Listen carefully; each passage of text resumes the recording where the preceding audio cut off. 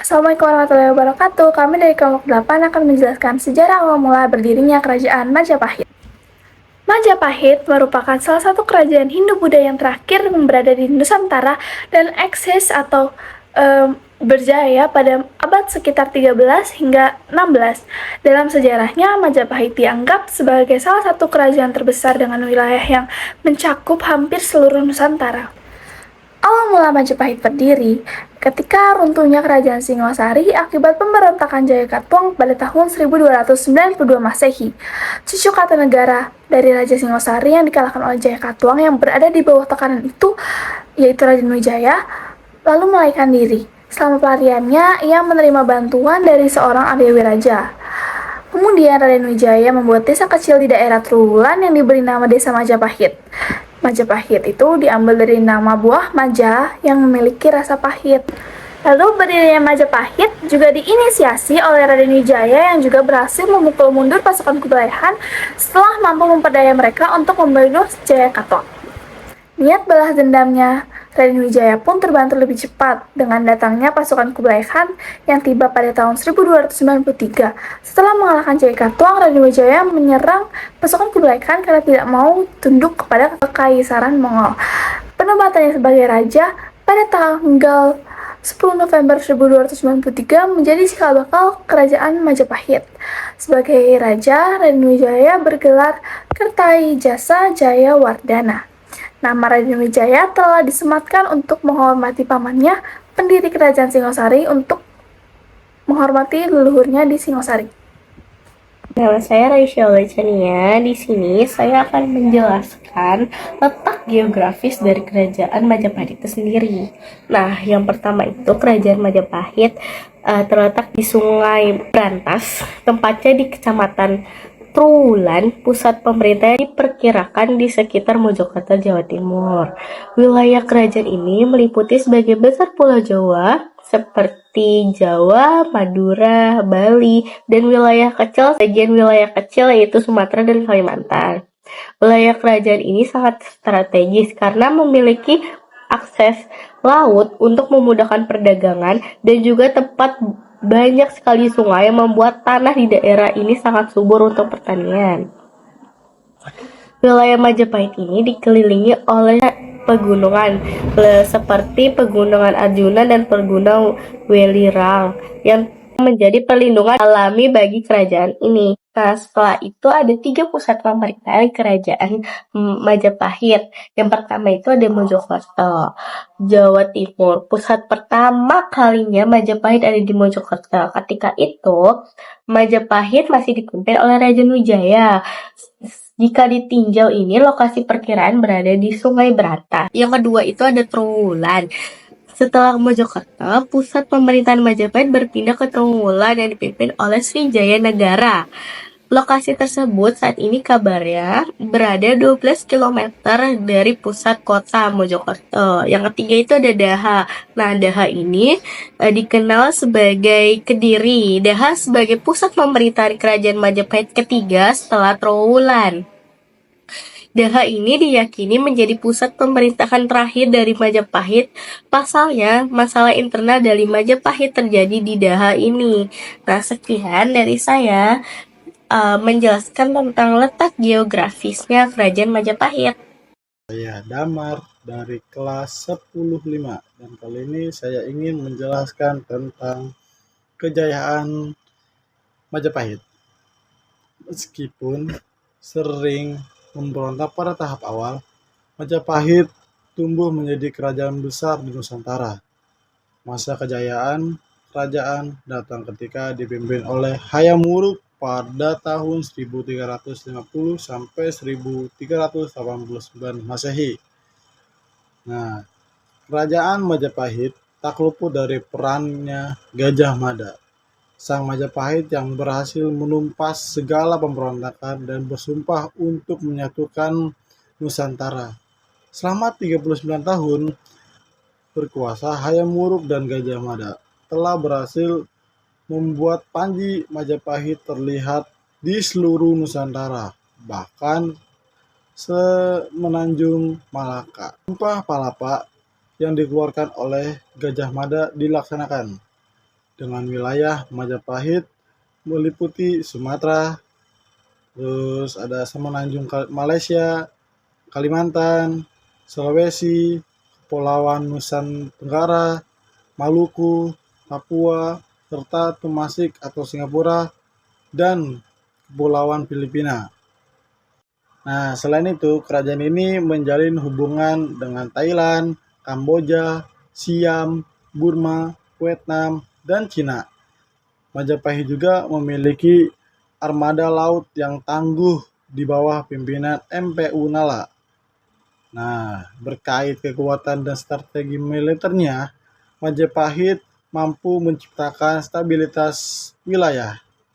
Dari segi ekonominya, Majapahit telah menjadi pusat perdagangan di Asia Tenggara dengan ekspor garam, lada, dan lengking. Gajah Mada yang diangkat sebagai Patih Mangkubumi bersumpah untuk menyatukan Nusantara. Sumpah tersebut lantas dikenal sebagai Sumpah Palapa. Dalam Sumpah Palapa itu, Gajah Mada menyatakan ingin menguasai negara-negara seperti Gurun, Seran, Tanjung Pura, Pahang, Haru Dompo, Bali, dan Palembang, serta Sunda, lalu Temasik. Sumpah tersebut pun terjadi kenyataan di mana Kerajaan Majapahit menguasai hampir sejumlah wilayah tersebut dan bahkan hampir seluruh Nusantara. Namun sebetulnya Sumpah Palapa ini diikrarkan oleh Gajah Mada pada masa ibunya Hayam Wuruk, yaitu Tribhuwana Tunggadewi, namun lebih banyak diimplementasikan pada masa kepemimpinan Hayam Wuruk dan masa keruntuhan atau masa pudarnya Kerajaan Majapahit. Kerajaan Majapahit yang kekuatannya begitu hebat pada masa itu akhirnya mulai mengalami keruntuhan. Keruntuhan itu terjadi pada setelah masa pemerintahan Hayam Wuruk. Salah satu penyebab keruntuhannya adalah konflik internal atau konflik antar saudara dan menyebabkan adanya Perang Parekrek. Perang Parekrek itu melibatkan dua kerabat kerajaan, yaitu Bre Wirabumi dan Wikramawardhana. Nama yang disebut di akhir adalah penguasa Singgasana dan Kerajaan Majapahit selepas Hayam Wuruk berkuasa, diangkat menjadi raja yang pada tahun 1383 Masehi. Faktor lainnya yang menjadi faktor pudarnya Kerajaan Majapahit itu karena tidak ada lagi pemimpin yang bisa tampil seperti sebagaimana Hayam Wuruk dan Mahapatih Gajah Mada. Jadi itu menjadikan faktor penyebabnya melemahnya Kerajaan Majapahit. Nah guys, jadi peninggalan Kerajaan Majapahit itu tuh dibagi menjadi 3 bagian. Nah, 3 bagiannya itu ada candi, yang kedua ada kitab, dan yang ketiga itu ada parasastinya. Nah, kalian tahu nggak sih dari ketiga-tiga ininya? Oke, jadi aku sedikit jelaskan ya. Nah, jadi itu aku ngambil 3 candi aja. Yang pertama itu ada Candi Panataran.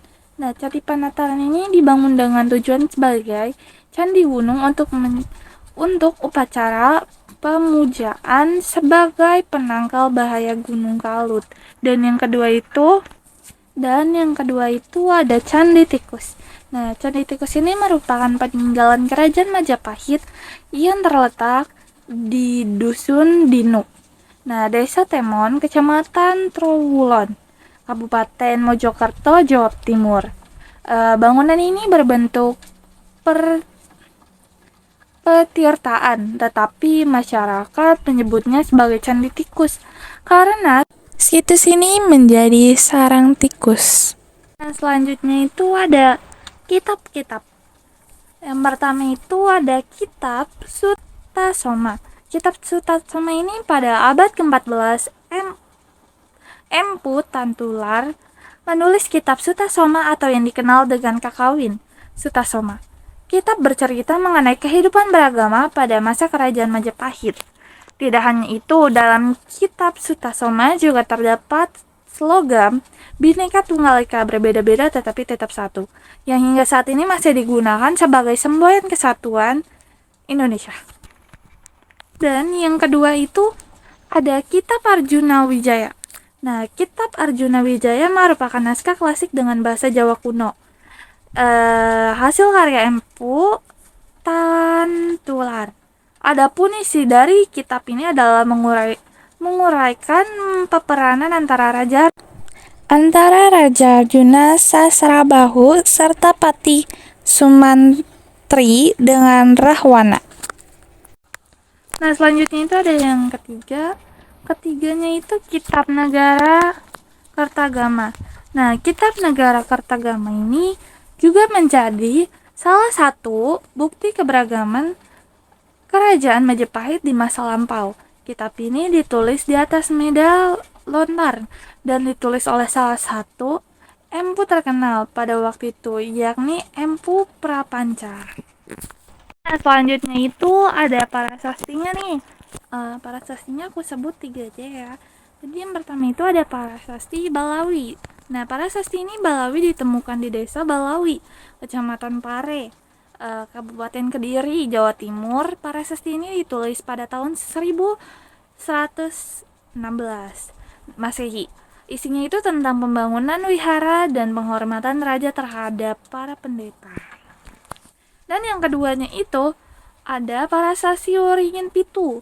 Nah, Parasasti Waringin Pitu itu merupakan parasasti yang dibuat pada tahun 1477 Masehi.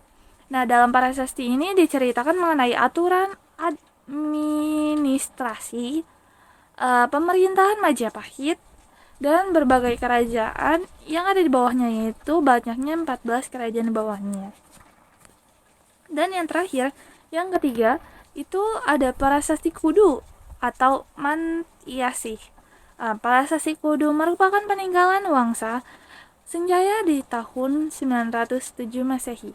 Parasasti ini ditemukan di Mantyasih Kudu, Jawa Tengah, Barangka 907 Masehi yang menggunakan bahasa Jawa kuno.